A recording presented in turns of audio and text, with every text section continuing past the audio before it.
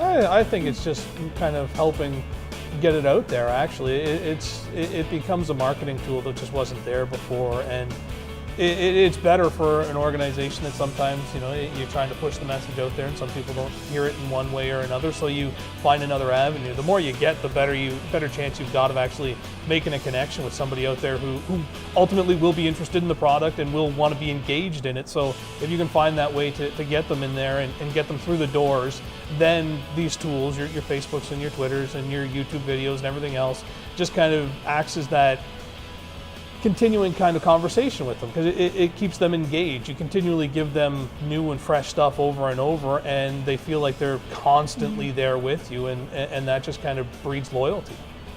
That was my point too. They become part of the team. They become a family. But not to be like the Debbie Downer here. Matt's taking all the positivity here, not taking the negative. But you have to be so careful with what you post, what you say, because it's there forever. And people twist words, or they want to take shots at you. And social media, hiding behind a computer, is the best way to do it, right? So, but I don't know. I think there's more positivity out there than there is negativity, right? Yeah, use your social media streams as something you'd actually use in real life. Don't use it as something that if you run into somebody, you're not going to use it and you're not going to talk to them in the same way. Just don't use it like that, and it won't come back to bite you.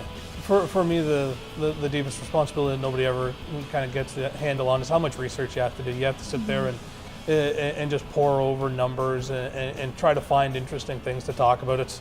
I spent half the week just trying to find stuff to talk about for the weekend coming up, and you look back on your week and it's like, what were you doing? Well, I was reading, and I'm just trying to figure stuff out, right? So it feels like you're not doing a lot, but at the same time, it's kind of a necessary thing to do, because if you don't do that, you're fish out of water. That's actually a really good point. But for me, it's the social media aspect. I was doing a lot more of it last year than I am this year, because there's been internal changes, global section, blah, blah, blah. We don't have to get into that, but anyway. And I'd be on my phone, and I think people thought I was texting and not doing my job. I'm like, no, this is contest. This is all part of the game. People didn't realize how much, sure, reading off a piece of paper is not hard, but it takes a lot of energy.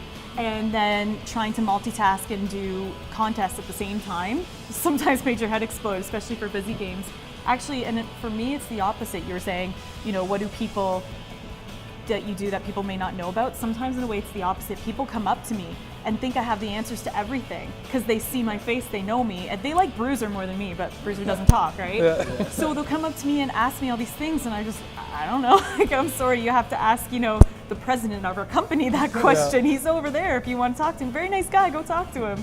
So there are a lot of times people ask me stuff expecting me to have all the answers, and I'm sorry, I just don't.